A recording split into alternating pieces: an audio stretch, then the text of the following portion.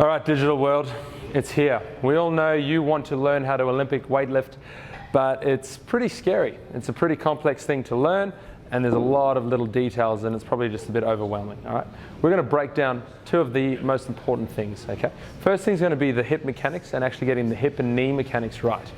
A kettlebell is a really useful tool to use, okay? And we're gonna play with the kettlebell swing here. Now, compared to your normal swings where we're trying to get the kettlebell up in front of your head and throw your whole body around, all I want is, okay, stop quickly, is a really efficient movement in which you're going to focus on predominantly the hips. So Frank's going to break her knees a little bit, lean over, and then just snap her hips through. Boom. Lean over, snap. And you can see the hips are generating the momentum. The second thing she's going to think about is snapping the knees and getting those quads back. Boom. So you can see her knees are slightly bent. We need more quads. Boom, there she is. And then that power comes through. So we're getting extension from the hip and the knee joint, which are two of the most important joints in terms of generating force for your Olympic weightlift, okay? The third one is your ankle, but we'll get to that later. Far too complex for now.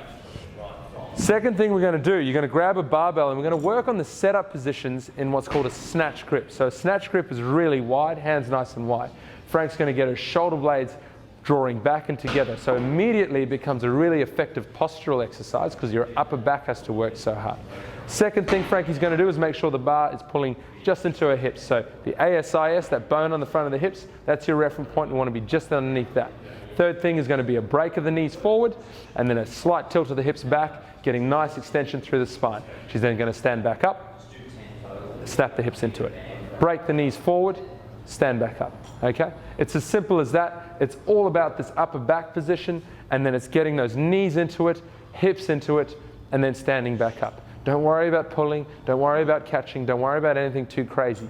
Think about your setup positions, work on generating force with your hips, and start there. And gradually, you'll start to learn and build a bit more confidence with these complex positions. All right, go rip in.